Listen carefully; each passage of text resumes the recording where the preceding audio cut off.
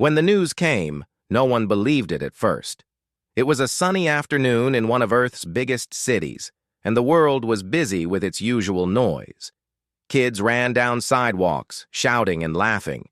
Shopkeepers watched the news on tiny screens, in their windows. People hurried home from work, eyes half closed from a long day.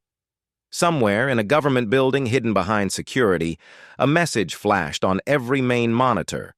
The Galactic Council had voted. Earth was out. The Council was supposed to be a union of the most advanced civilizations in the galaxy. Their logo, a circle of silver stars, was printed on everything from spaceships to school books. Most humans never saw the Council's chambers, but everyone had heard of them. They made the rules for trade, peace, and exploration. And now, after years of being a member, Earth had been cast aside. No explanation was given. The official message was cold and short. Due to repeated violations and instability, Earth is removed from the Galactic Council, effective immediately. All Council services and protections are terminated. The world froze. In a quiet living room, an old woman dropped her knitting and stared at her screen. In a busy office, a young engineer blinked in disbelief. On the other side of the planet, a farmer stepped away from his tractor and looked up at the sky, as if expecting to see warships coming down already. But nothing happened. Not right away. At first, there was just confusion. Earth's representatives, men and women who had trained their whole lives to speak for humanity, were told to leave the galactic capital within the day. Their credentials stopped working. Their messages were ignored. When they tried to ask why, the only reply was silence. On Earth, leaders tried to calm their people. The president gave a speech about human dignity and hope. Other world leaders promised to keep peace and order. But it was clear to everyone, Earth had been abandoned. By the next morning, the change was impossible to ignore. The usual shipments of medicine, rare metals, and food supplies from other planets stopped. Trade deals vanished overnight. Thousands of companies went bankrupt. Hospitals ran out of advanced medicines that could only be grown in alien labs. In big cities, people lined up at stores, hoping to buy what little was left before the shelves went empty. In space, Earth's few colonies on the Moon and Mars reported attacks by pirates. Normally, the Galactic Council's patrols would have stopped them. Now, Earth's people were on their own. A small cargo ship carrying children and families was captured and ransomed by a group of outlaws, making headlines all over the world. Fear spread, and with it came anger. Some people said Earth should beg for forgiveness. Others wanted to declare war. But most people were just afraid. They wondered how long their world could last without help from the stars. One man, Dr. Jonas Miller, watched all this from a quiet laboratory outside the city. He was not a politician or a soldier. He was a scientist who had spent years studying alien technology. His lab was filled with strange machines, blinking lights, and boxes of old tools. With him was his small team, an engineer named Maria, a retired pilot named Frank, a doctor named Lisa, and a young farmer named Ben. They watched the news in silence. Lisa wiped a tear from her eye. Frank clenched his fists, remembering battles he fought in long ago. Maria sat with her head down, thinking of her family stuck on a colony now under threat. Jonas spoke first, his voice steady but tired.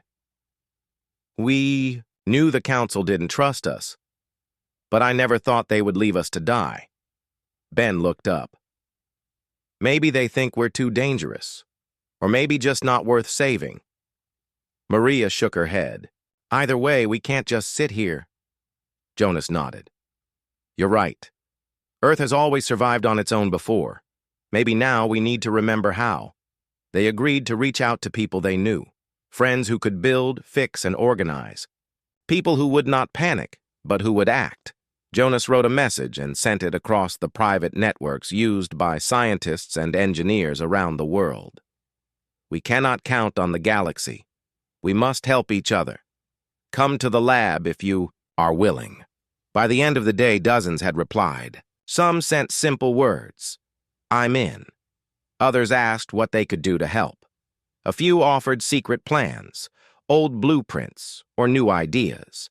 Hope, small and quiet, began to grow. In the following days, Earth changed. Some cities saw riots as people fought for what little was left. Others organized food drives, with neighbors sharing what they had. Governments struggled to keep order. The internet became a mix of fear, hope, and wild rumors. One story said the council would return. Another warned of an alien invasion. Most people just wanted to survive. In the countryside, things were different. Ben's family and their neighbors worked together to plant extra crops. They fixed old machines, taught children how to repair engines, and set up a system for sharing supplies. "If we wait for help, we starve," Ben's father said, handing out tools. "If we work, we live." In big cities, Maria led a team to repair power stations that were designed by alien engineers. They didn't have the right parts, so they built new ones from scrap metal and old computers. It was slow and hard, but every small victory mattered. Frank, the retired pilot, gathered a group of old friends. Together, they trained young people to fly Earth's last ships. They practiced emergency maneuvers, set up patrols, and watched the sky for pirates. In Jonas's lab, scientists studied every piece of alien technology they could find. They worked day and night, testing and rebuilding. Lisa helped treat the sick with whatever medicine was left. Sometimes she used herbal remedies or simple tools when nothing else was available. She taught young students how to care for wounds, boil water, and watch for infection. As days turned to weeks, the world slowly adapted. It was not easy. Many people were scared. Some lost hope, but others, like Jonas and his team, kept working, refusing to let Earth fall apart. One night, Jonas called a meeting. The lab was crowded, and everyone was tired. Outside, rain fell against the windows. Inside, people spoke in hushed voices. "I know we're tired," Jonas began, "and I know some of us feel alone. But look at what we have done in just a few weeks. We have repaired our machines, fed our people, and fought off pirates. No one came to help us. We helped ourselves." There was a quiet pride in the room. People looked at each other and smiled for the first time in days. "This is only the beginning," Jonas said. "The council thinks we are weak. They think we cannot survive. But we will show them what it means to be human. We will show them our strength." The team nodded. Hope, once a tiny spark, now burned brighter. Outside, the rain began to stop, and the first stars appeared in the night sky. Somewhere among those stars, the Galactic Council watched and waited. But on Earth, people were ready to fight for their future. The days ahead would not be easy. There would be hunger, danger, and sorrow. But there would also be courage, friendship, and the stubborn will to survive. The days after Earth was abandoned felt long and heavy for everyone. News kept coming in, some good, most bad. The world had changed almost overnight, but instead of breaking apart, something strange began to happen. People started to come together, in new ways. At first, there was only panic. People rushed to buy whatever food, medicine, and fuel they could find. In big cities, police and volunteers tried to keep peace, but some places saw angry crowds fighting over simple things like bread and milk. Power outages became common as old systems began to fail. Earth's cities, so used to comfort and light, were suddenly dark and quiet at night. But even in the middle of all this fear, there were small stories of hope. In a small neighborhood, a group of families cooked big meals together and shared whatever they had left. Strangers knocked on each other's doors to check if the old or the sick needed anything. Little by little, the spirit of working together grew stronger. In a town by the sea, the old fishing boats were dragged out of storage and fixed up with help from teenagers and retired sailors. They used nets made from torn curtains and wire, hoping to catch enough fish for the whole community. One boy named Sam, who had never fished before, learned quickly. His grandfather taught him how to tie knots, fix the engine, and find the best places to drop the nets. Each time, the boats came back, people gathered on the dock cheering for every bucket of fish. In the countryside, Ben and his family worked long hours in their fields. They were not alone. Neighbors who once only nodded politely in passing now arrived every morning, ready to help plant, weed, and harvest. The fields grew greener and fuller, even though they had to make do with old machines and seeds saved from past seasons. When a sudden storm knocked out power lines, Maria and her engineering friends went from house to house with toolkits and wires. They fixed what they could and taught others how to make simple repairs. A group of kids followed them, carrying flashlights and batteries. The town's mayor, who once spent most days behind a desk, helped dig trenches and carry heavy pipes. In cities, doctors and nurses like Lisa ran makeshift clinics in schools and churches.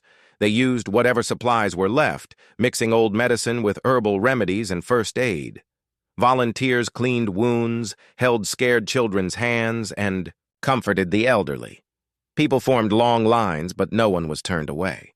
Those who got better stayed to help the next day. As the weeks passed, word spread about the Earth Reborn, a movement that started from a message sent by Jonas and his team. Soon, people everywhere were copying their ideas, sharing food, fixing things, training young people, and protecting each other. Small radio stations run by solar power and old batteries became a lifeline for news and hope. Every night, people tuned in to hear stories of bravery. A girl who organized a rescue for her neighbors trapped in a collapsed building, a group of students who built water filters from plastic bottles, a retired soldier who stopped a gang of thieves by standing guard at a warehouse. Jonas's lab became a busy center for new ideas. It was filled with the sounds of tapping keyboards, humming machines, and quiet voices sharing plans. They built water filters, made new parts for old machines, and studied every bit of alien tech they had. One day, Maria came running in, her face bright with excitement. "I figured out how to use the Council's old comm devices," she said. "We can talk to our colonies again. We just need to boost the signal." Everyone cheered, with a little help. They managed to contact a small mining base on the moon. The message was short. "We are alive. We need help. Don't give up." But it was enough to give hope to everyone listening. But trouble was never far away. With the Council's protection gone, Earth was open to pirates and smugglers from other planets. Most came looking for easy loot. One afternoon, a group of alien raiders landed their ship near a mining town, thinking they would take what they wanted without a fight. They were wrong. As soon as the alarm sounded, people ran to hide children and the sick. The miners, led by an old woman named Ruth, grabbed what tools they had: pickaxes, welding torches, and heavy metal pipes. They set up traps using cables and nets made by local students. Maria, listening on her hacked comms, warned the town about where the raiders were moving. Ben, who was there to trade crops, joined the defense. He had never fought aliens before, but he refused to run. When the raiders came down the main street, they were met with noise and chaos. Smoke bombs made from old chemicals filled the air, blinding the invaders. Traps caught their feet, and nets brought down 2 of them. The miners and townspeople fought with everything they had. Ben remembered the strength of his father's hands as they pushed a heavy cart to block the road. In the end, the raiders were shocked and forced to retreat. They left behind broken equipment and their pride. Not a single townsperson was killed, and even the wounded were treated by Lisa and her team when they arrived later by truck. The story spread quickly. People everywhere heard how a tiny mining town had beaten back pirates using courage, teamwork, and a few smart tricks. It became a sign that Earth would not be easy to conquer. In the lab, Jonas listened to the radio as the news was broadcast. He felt proud, but also worried. "They'll be back," he said quietly to Maria. "And next time, they might not run away so easily." Maybe not, Maria answered. But every time we fight back, we get stronger, and they get more afraid. Jonas nodded. He knew she was right. Still, he spent many sleepless nights working with the others to find better ways to protect their people. Together, they built simple shields powered by batteries, made armor from scrap metal, and trained anyone willing to fight. Even children wanted to help. One group of students built drones from old toy helicopters and cameras, using them to patrol the skies for trouble. They worked in teams, painting their drones with bright colors and giving them names like Hope and Guardian. The world was far from safe. Sometimes there were setbacks, fields lost to drought, machines that broke beyond repair, people who lost hope and left their towns in search of something better. But each challenge was met with stubborn determination. In the middle of one cold night, a coded message arrived from a distant colony. It was brief and shaky, but the words were clear. "We are under attack. Need help." Jonas, Lisa, Frank, Maria, and Ben gathered to decide what to do. Their faces were pale with worry, but no one suggested giving up. "We can't save everyone," Frank said, looking down at his worn hands. "But we can try. We have to try." They called for volunteers, loaded up their one working shuttle with supplies, and flew to the colony at dawn. The trip was rough, the ship shaking as it passed through Earth's old defense grid. When they arrived, they found the colony in ruins, but the people there were alive, scared, hungry, and waiting for rescue. Jonas and Lisa went from house to house, helping the wounded and calming the frightened. Ben and Maria fixed broken machines, got water pumps running, and set up lights using batteries. Frank trained young men and women to stand guard in case the pirates returned. By sunset, the colony was working together, just like back home. People who had lost hope began to smile again. As the rescue team prepared to return to Earth, a little girl handed Jonas a simple necklace made from colored wire. "Thank you for saving us," she whispered. On the flight home, Jonas looked at the necklace and thought about everything that had changed since Earth was abandoned. He realized that, for the first time, he was not afraid of the future. Humanity was learning to trust itself, and that was more powerful than anything the Council could have given. As night fell over the world, people everywhere tuned in to their radios, telling and hearing stories of strength, unity, and hope. The Earth Reborn movement grew stronger every day, and even in the darkest times, the light of human courage shone bright.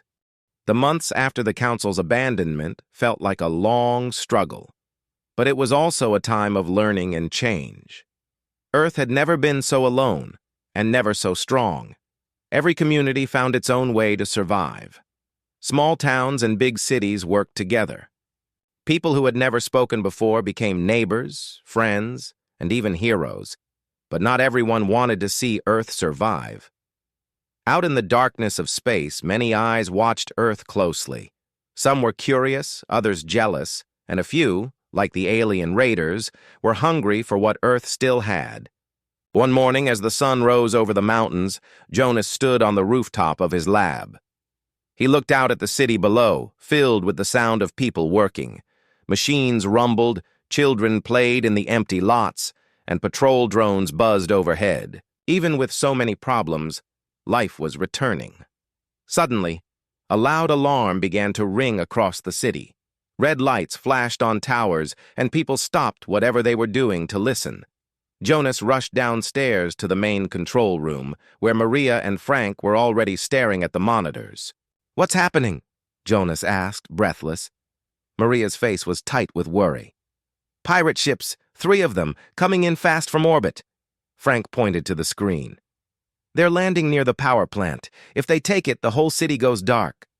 Jonas didn't waste a second. "Call everyone. We have to defend it." The message went out over the radio. People dropped their tools, grabbed whatever weapons they had, mostly old rifles, pipes, and shields made from car doors, and ran toward the power plant. Children helped guide older people to safe places. Lisa and other doctors set up a first aid station near the hospital. The pirate ships landed with a heavy crash. Their doors opened, and tall, armored aliens stepped out, waving energy weapons. They shouted in their strange language and marched toward the gates. The city defenders waited in silence, hearts pounding.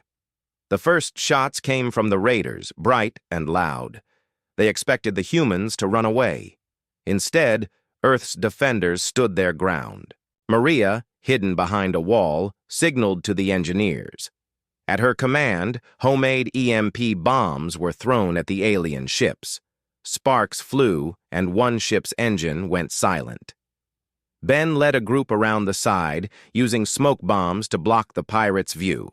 He remembered his father's stories about old battles and used every trick he knew, moving quietly, using the land as cover, and never fighting alone. Frank and a team of pilots managed to start an old hover truck. They charged it straight at the pirates, honking the horn and sending the raiders scattering.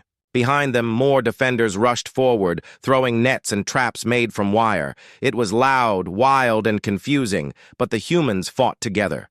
For every alien weapon, there were 10 human hands ready to push back. Even when the pirates broke through the gates, they found themselves lost in a maze of traps and barricades. Every street had hidden surprises. Booby traps made by clever kids, walls of furniture, and windows where defenders could shout and distract. Jonas and Maria reached the main control room just in time. The pirates had almost taken the building, but inside, Earth's engineers had rigged the doors to lock tight. As the aliens tried to break in, Jonas used the Council's old tech to blast a high-frequency sound through the speakers. It hurt the pirates' ears so much they dropped their weapons and ran. Outside, the fight was almost over. 2 pirate ships were disabled by EMP bombs. The last one tried to take off, but Frank's team fired a homemade rocket and it crashed into a field, sending the raiders running for cover. The city cheered as the last pirate surrendered. It was a victory, but it had come at a cost. Some buildings were damaged, and a few people were hurt. Lisa and her team moved quickly, treating wounds and helping those who had lost their homes. News of the battle spread fast. People everywhere heard how Earth had fought off an alien attack with courage and teamwork. Soon, other cities began preparing their own defenses. They built traps, trained fighters, and shared ideas by radio and messenger. After the battle, the defenders gathered in the city square. The mayor stood on the steps of the courthouse, a bandage on her arm but a proud smile on her face. "We stood together," she told the crowd, "and we won. This is not the end of our troubles, but it is proof that Earth will never be easy to conquer." The people cheered, waving flags and hugging each other. For the first time since the Council's abandonment, hope filled the air like sunlight after a storm. In his lab, Jonas sat with Maria, Ben, Lisa, and Frank. They were tired but happy. Jonas looked at his friends, all changed by the months of struggle. "We learned more than how to survive," Jonas said softly. "We learned that we can depend on each other, and every day, we get stronger." Maria nodded. "We've also learned how to use the tech the Council left behind. If we keep improving, maybe one day we can build our own ships. Better than the pirates." Ben smiled. "And maybe we can help the colonies, too. We're not just fighting for ourselves now. We're fighting for all humans everywhere," Lisa added, "and for the new friends we're making, people who never gave up even when things were at their worst." Frank looked around at the group. "So what's next?" Jonas stood up, determination in his eyes. "Next, we make sure no one else can hurt us. We teach every city, every town how to defend itself. We share what we've learned. We unite, not as separate countries, but as one world." Over the next weeks, Earth's defenses grew.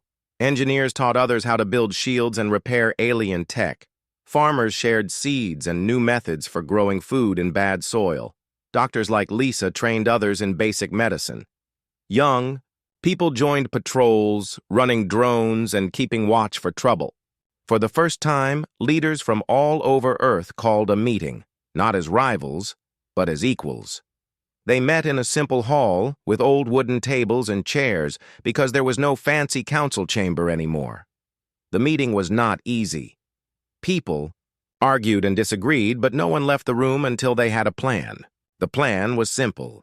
Earth would defend itself together. No one would be left alone. Resources would be shared, and any attack on one city would be answered by help from others. Earth was now a team, and every person was important. As the weeks turned to months, fewer pirate attacks came. Stories spread across the galaxy of Earth's surprising strength. Some alien traders, seeing that Earth was not easy prey, came back in secret to make deals. Others watched from a distance, uncertain what Earth might do next. The Galactic Council, still far away in their shining towers, began to hear rumors. They listened to reports of Earth's victories, of new inventions, and of communities that had become even stronger since the Council's ban. One day, a small ship landed outside Jonas's lab. It bore the Council's silver star on its hull. Out stepped an alien delegate, cautious but respectful. She asked for a meeting with Earth's leaders. Jonas, Frank, Maria, Ben, and Lisa met with her in the lab. She looked at the group and spoke slowly, choosing her words with care. "We came to see if the stories are true," she said. "We expected Earth to break. Instead, you have built something new. We do not understand how." Jonas smiled. "Maybe it's because you never really understood humans. When you left us, we had nothing. But we found strength in each other. We found hope where there was none." The delegate listened, taking notes. "The Council is watching. Some want to help you. Others fear what you might become." Maria answered, "We do not want war, but we will never be abandoned again." The meeting ended with a promise. The delegate would report back to the Council. As she left, she looked back at Jonas and his team. "The galaxy will not forget what you have done," she said quietly. That night, as Jonas walked outside, he looked up at the stars. For the first time in a long while, he felt not just hope, but pride. Earth had faced its darkest days and found the strength to rise. As the year rolled on, the world slowly changed. The memory of being abandoned by the Galactic Council was still fresh in everyone's mind, but now it felt like a lesson instead of a wound. Even the youngest children playing on cracked sidewalks or in dusty fields knew the story. Earth was alone. Earth was supposed to fall, but Earth was still standing. In every city, village, and far-off colony, the spirit of teamwork grew stronger. Leaders who once cared only for their own countries began to think about the whole planet. Old arguments lost their power, and people found new ways to share food, water, and knowledge. It was not perfect. There were still small fights and mistakes, but every day brought new hope. In the main city, Jonas and his friends continued their work. The lab was now bigger, filled with new faces from every corner of the world. The hum of machines and the buzz of voices created a busy, happy noise. Maria led a team of young engineers, teaching them how to repair and upgrade technology. Frank trained more pilots than ever before, including some who had never even seen a spaceship up close. Ben started a program that matched city kids with farmers. Children who had grown up surrounded by tall buildings now learned how to plant seeds, milk cows, and fix tractors. Lisa opened a free clinic near the market, treating anyone who needed help, no matter where they came from. People who used to be strangers now greeted each other like family. One morning, the city woke to a surprise. Several silver ships hovered in the sky above the council building, ships marked with the Galactic Council's star. Panic spread at first, but the ships did not attack. Instead, they sent a message asking for a meeting with Earth's new leaders. In a large hall, Jonas, Maria, Frank, Ben, and Lisa sat at a wooden table with Earth's other representatives. The council's delegation entered, tall, quiet aliens with wise eyes and long robes. They did not look angry or proud. Instead, their faces showed curiosity and a little bit of worry. The head delegate spoke first, her voice calm but serious. "We have come to see what Earth has become. We know of your struggles. We know you have fought and survived. This is not what we expected," Jonas answered. "We survived because we had no other choice. When you left us, we were lost. But we remembered who we are." The delegate looked around the hall. She saw people of every age, every color, every background. She saw a group who would never have sat together before. "What changed?" she asked softly. Maria stood up, her hands a little shaky but her voice strong. "We learned that we are stronger together. Every day we shared ideas, tools, and hope. When the pirates came, we fought as one. When crops failed, we worked together to grow more. When people lost hope, we found ways to bring it back," the council members whispered.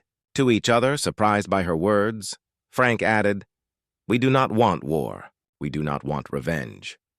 We only want respect and a chance to prove ourselves." For a moment, the room was silent.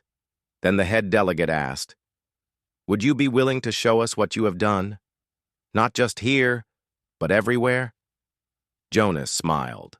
"Yes, come with us. See for yourself." Over the next week, the council delegation traveled with Earth's leaders. They visited the rebuilt power plant, where the once damaged buildings were now shining with new energy. They watched as school children built simple robots out of old junk, laughing as their inventions rolled across the classroom floor.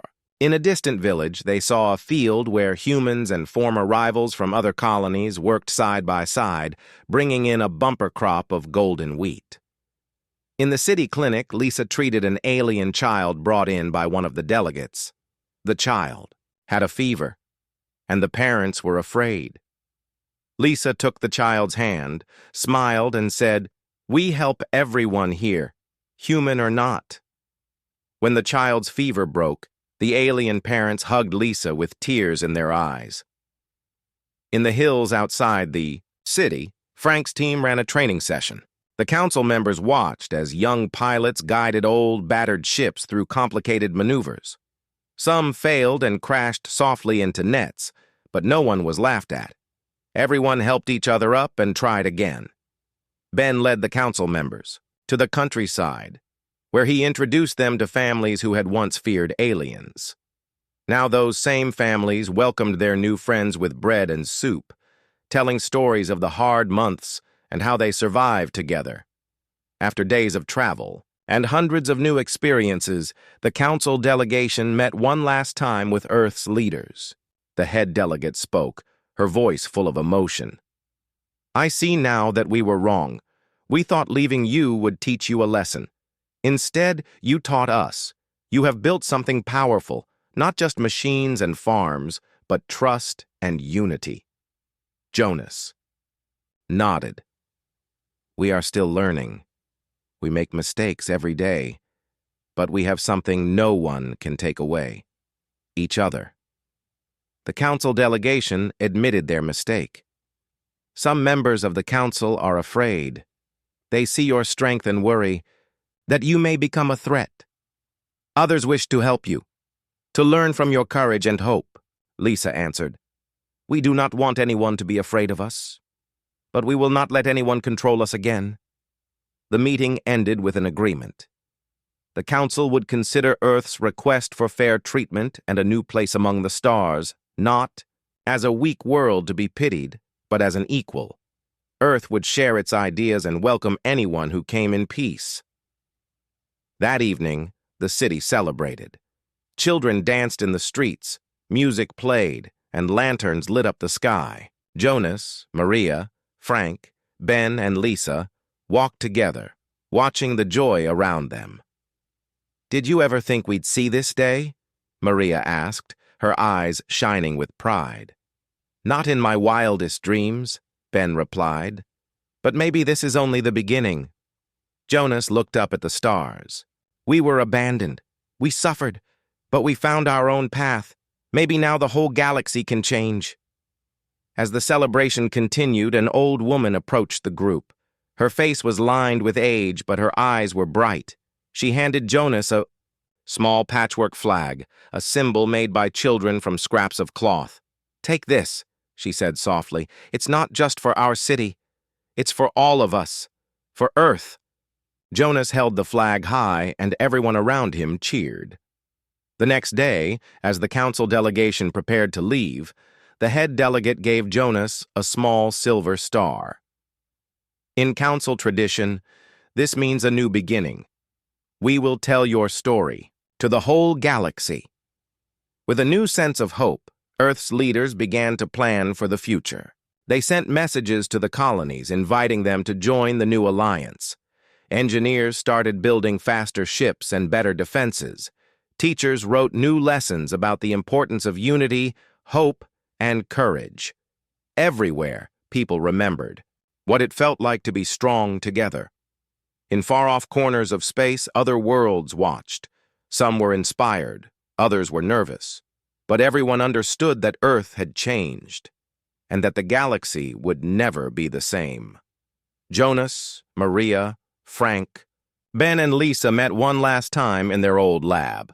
It was quieter now, but the memories filled every corner. They sat together, sharing tea and laughter. "We have done something special," Frank said quietly. "Yes," Lisa agreed. "And there's still so much to do." Jonas looked at his friends. "Then let's do it, together." The morning light filled the room where Jonas and his friends met one last time in their old lab. It was quieter now. The chaos of the past months had settled into a new kind of energy, a calm, steady strength.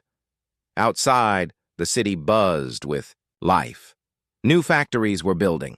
Children played in clean parks, and the skies above were busy with ships of all sizes. Jonas looked around at Maria, Frank, Ben, and Lisa. They had been through so much together. From the council's cold abandonment to fierce battles, from the darkest nights to hopeful mornings. Now, the world was changing again, and this time, it was because of them. "We made it this far," Jonas said softly. "But the real test is still ahead," Maria nodded. "The council has offered us a seat again. But it's not a gift. It's a challenge. We have to prove that Earth deserves a place, not just with words, but with actions." Frank smiled, rubbing his beard. "We've done that already. We fought off pirates, rebuilt cities, and brought the world together. What's next is to show the galaxy that humans are more than survivors. We are leaders." Ben leaned forward, eyes bright. "We have friends now, even among the council. Some want to learn from us, not just judge us. We can build new alliances," Lisa added, "and we have a duty to help others, especially the colonies still struggling. We can't forget where we came from." They talked late into the night, making plans. Their ideas were simple but powerful. Earth would not just return to the Galactic Council. It would join as a strong and equal member. It would share its technology, its culture, and its spirit.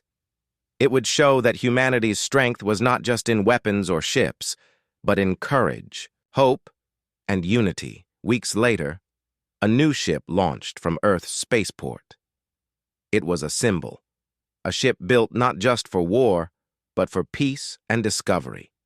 Jonas and Maria watched as it rose into the sky, carrying Earth's first official ambassador. Back to the council. The ship was called the Hope. The ambassador, a young woman named Ilara, had grown up hearing stories of Earth's darkest days and greatest victories. She was ready to speak for her people.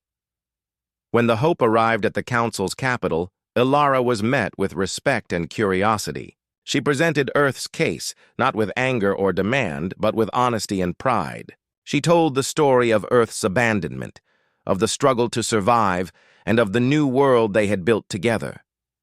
The council listened. Some were skeptical, others impressed. Many whispered among themselves. Ilara knew this was only the beginning. Back on Earth, the world waited. Children gathered around radios and screens, listening to news from space. Farmers worked harder, knowing their work was part of a larger story. Teachers taught lessons about courage and teamwork. Everyone felt part of something bigger. Then came the vote. The council's chambers filled with representatives from countless worlds. They debated Earth's return. Some spoke of fear. Would Earth's new strength mean trouble? Others spoke of hope. Had humanity not proven its worth? After long hours, the vote was announced. Earth was accepted back into the Galactic Council, not as a weak world to be watched, but as a proud and equal member. Cheers erupted across Earth. People hugged, cried, and smiled. The long journey from abandonment to acceptance was complete. But even as the celebration filled the streets, Jonas and his friends knew the real work was just beginning. Earth had a place among the stars now, but it had to live up to that trust. They returned to their lab where Maria was already working on new projects. "We need better ships, stronger defenses, and cleaner energy," she said, "but also better ways to help other worlds." Frank agreed. "We've seen what pirates can do. We must be ready," Ben added. "And we must protect the colonies, our people, who still need us," Lisa smiled. "And keep caring for those who suffer no matter who they are." Together, they planned for a future where Earth was not just a survivor, but a leader. They shared their knowledge freely, invited others to join their mission of hope and peace. In the following years, Earth's influence grew. Their ships explored new worlds, their scientists shared discoveries, and their diplomats built friendships. Humans taught others how to rebuild after disasters, how to farm harsh lands, and how to find strength in unity. Earth's story became a beacon in the galaxy, a reminder that even when abandoned, hope and courage can light the darkest night. One quiet evening, Jonas stood on a hill overlooking the city. Stars twinkled above, bright and endless. He thought of all they had lost and all they had gained. "We were alone," he whispered, "but we never gave up." A soft breeze brushed his face, carrying the voices of children laughing, of machines humming, and of a world ready for whatever came next. Earth was home, and now it was a place of power, hope, and endless possibility.